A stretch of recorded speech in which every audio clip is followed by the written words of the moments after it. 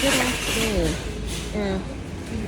Today is Monday, February, I think it's February 12th, either 11 or 12.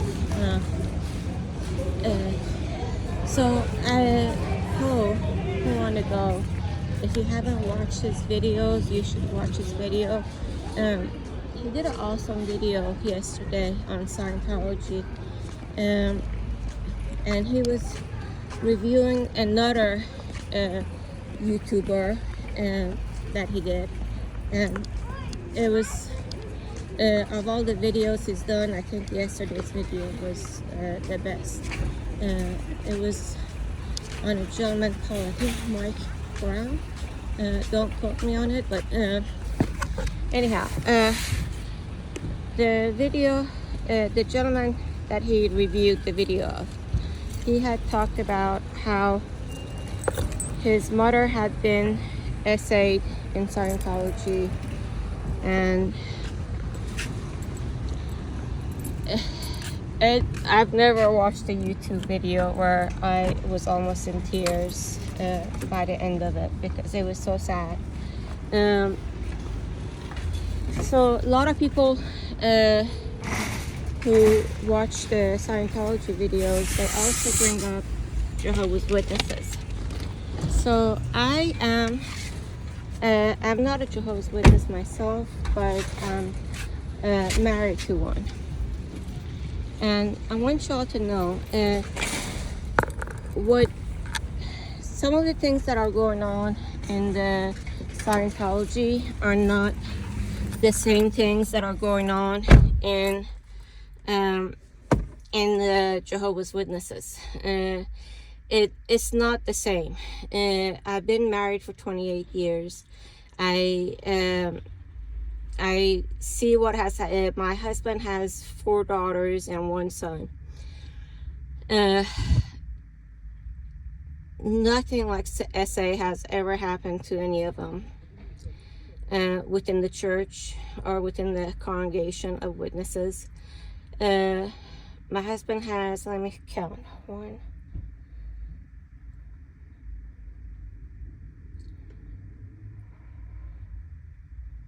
at least 6 granddaughters, and those 6 granddaughters are, let me see,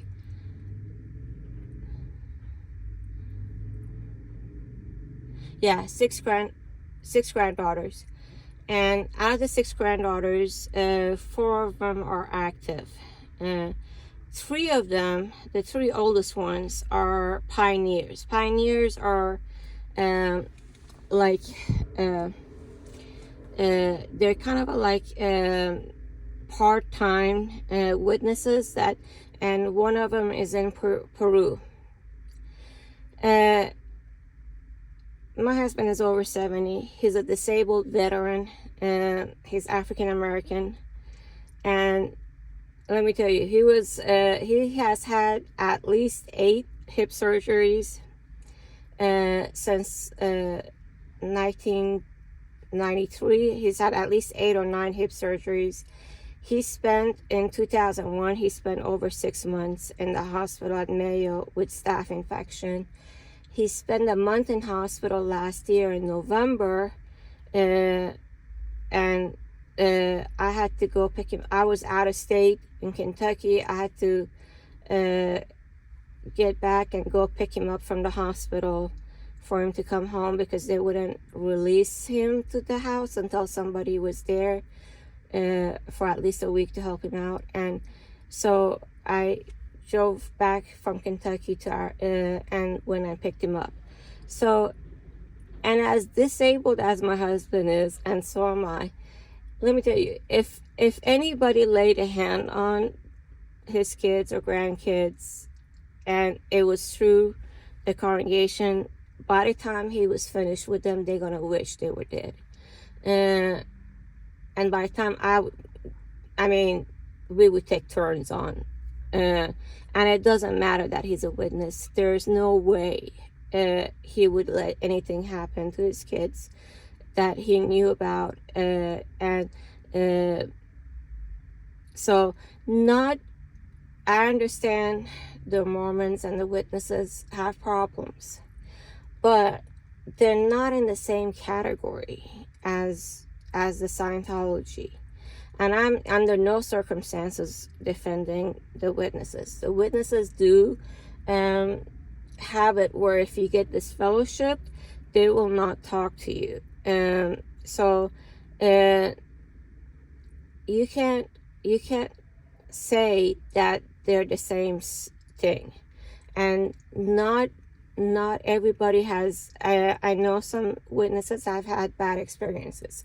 A friend of ours who's no longer an active witness, but she's still baptized, and she had witnesses ask her at her Kingdom Hall because she was having marital problems. Her husband was abusing her, and one of the female people asked her if she was satisfying her husband, if she was being a good wife and doing her wifely duties, and as to if she was being a good wife and doing her wifely duties. That has never happened to Robert or me. I have been to the Kingdom Hall some. I haven't set foot in the Kingdom Hall in like 10-15 years. I've never had anyone ask me if I being a good wife or anything. Now mind you, when we first got married, Robert was not an active member. He had gotten this fellowship, and 3 of the kids were not talking to him. 2 of them were, and one of them, out of the 5 kids, one of them is not a witness. She's Baptist, but one of them who was a witness, or who's still a witness, did talk to Robert, even though he was this fellowship at the time. They're not supposed to. They can talk to me because I've never been baptized or anything. And so when we first got married, 3 of the kids didn't talk to Robert. And I actually recommended for him to go back into it because he has kids, he has grandkids, and he needed to have a relationship with them. And in order to have a relationship with them, he had to be in good standing, what they consider good standing. Now, is that the only reason he got in? No. He does believe in a lot of this stuff, but in all honesty, his first religion is really playing saxophone and being a jazz musician. He loves jazz music. There's nothing he wouldn't do for jazz music, and they basically, because Robert is disabled, he does almost all of his meetings, with the exception of and I don't think he went to the Kingdom Hall at all last year because they have most of their meetings on Zoom. So he does everything on Zoom with them because because of his disability, he can't always go to the meetings. He went last week one time. He was picked up because he can't drive. And he does things because of his health, and having had some he had a stomach cancer a few years ago. It's hard for him to go to the Kingdom Hall, and he's been hospitalized at Mayo a bunch of times in the last year and a half, or last 2-3 years. And because of his disability, they don't expect him to do anything. And he's not able to. We're both on disability, so we're on fixed income and aren't able to financially help out. So we don't give any money. That's another thing. I know in the Scientology, they give a lot of money and stuff. We haven't given money ever since we've been married, in almost 30 years. because we're not in the income bracket to do that. So, you know, just because other churches do things, it doesn't mean everybody does it. And anything, please know, anything and everything that I say, I'm going based on not what somebody told me, not these are things that I've had first-hand experience, or I know people, like with a friend. I've known her for 4 years, and she's the one who told me about what had happened to her with her husband, where they asked her if she was being a good wife. So anything that I say, I can back up. It's either happened to me, or I've had it where it's been, you know, I know firsthand somebody that I've known for 4 years. So I don't say anything that I personally haven't experienced, or I don't know for a fact that I can back up. And the issue of blood, really, it came up one time when Robert first was having a hip surgery. He needed some blood, and one of the oldest daughter called me and told me, hey, he can't have blood, but he ended up getting blood at the time from a friend of mine. I asked a friend to donate blood, and he ended up getting blood because he was short on blood. This was in Kentucky. And so it's you cannot get this fellowship over receiving blood. You cannot, it's a personal thing, and they don't have to know. The family, the immediate, you know, like for example, well, Robert's kids aren't here in Arizona. They're in Kentucky mostly. So it's up to Robert what he does at the hospital, and they're all the way in Kentucky. They don't have any say, so they can't not make him, or make him not get blood and die or anything. That has never happened. It's because he's legally married, the decision would first come down to me as to, and I'm not a witness, so I don't have a blood issue problem. But if you have any questions, please write it in the comments. Please subscribe. I need 1,000 subscribers to go live. I'm gonna try to go. I mainly talk about health and women's issues and veterans issues. The other issue is this: if any of you are veterans or know a veteran, let me be explicitly clear. VA doesn't have, the way VA treats veterans is horrible. And again, Robert isn't in the witness because of this, but there has been times where he needed a ride to the hospital. The last time he got COVID for the first time in November, he needed a ride. He didn't want to call an ambulance and make a whole big deal. He thought he had pneumonia. I was, again, in Kentucky. He called a friend, and the friend came and picked him up and took him to the hospital. He ended up staying for a month. He didn't have his charger with him. His friends went, and again, I was in Kentucky.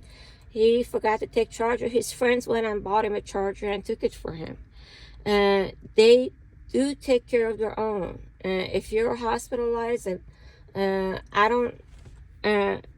he could have, I guess, done a thing through Amazon and ordered a charger, but it's very hard to get delivered in a hospital and all that. So his friends took, helped out with taking him to doctor's appointments and stuff. They do take care of their own, and they're elderly and people who need help. So because let me tell you, at least in our, the ambulance costs money. Even if you have insurance and you fully have insurances and everything, you still may have co-pays. Insurance doesn't cover everything 100%. And my family is in Kentucky, and I have to be in Kentucky at times because of family health issues and stuff, and I'm not always able to be there. And this is, it's and there is really no ride service unless you want to pay out of pocket for Uber and stuff. And Arizona Mayo Hospital is 30 minutes from where Robert lives. It's going to be, you know, $30 or $40 for Uber to go to the hospital, and that's each way. So there isn't always transportation, and when your family's out of state, you have church members who can help out. And he's never had to call an elder or something and ask for help and not gotten help. So please understand, there is different circumstances for different people.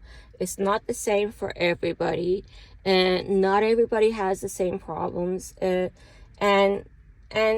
if anything was to ever happen, like Paul was doing a review on, I'm not a witness, so I don't have any reason not to retaliate or file a police report or something.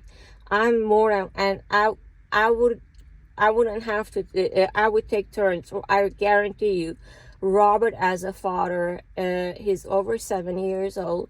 As disabled as he is, I will promise you, if anybody was to lay a hand on his daughters, he would go way above and beyond. And he has a younger brother.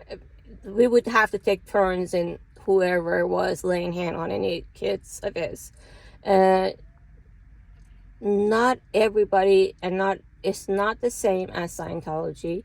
I just couldn't, and I'm so sorry that all this stuff is happening in churches. But you gotta remember, this also happened, and I'm not making any excuses under any circumstances. The issues that are happening are also happening in the church, Catholic Church. The Catholic Church has gone above and beyond doing horrible stuff, and they also, but thank God we have people like Aaron and Poe who are going above and beyond on helping people, and I'm so thankful for Aaron. And I want to be able to grow up and be like him. He is so awesome, and I am just amazed as how brave he is. The way he handled the police who were harassing him and stuff, he's so very brave. And I thank God that we're in the United States and that we have people like Aaron who are willing to help out and doing things to help out the victims. And that's, I'm so happy that, and I hope when I grow up I can be like him and have the courage that he has. But not every religious organization is the same. So that's all I want to say. If you have any questions, ask me. And please like and subscribe if you can. And for everybody to be respectful.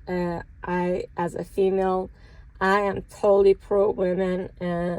I'm totally pro being, for any women, especially in church, you have to be safe at a religious organization. And it's sad that these religious organizations are doing what they're doing. But let's not put everybody in the same category also, because it's not all the same. So that's all I had to say for today. I will make another video tomorrow. And if you have any questions, please ask me.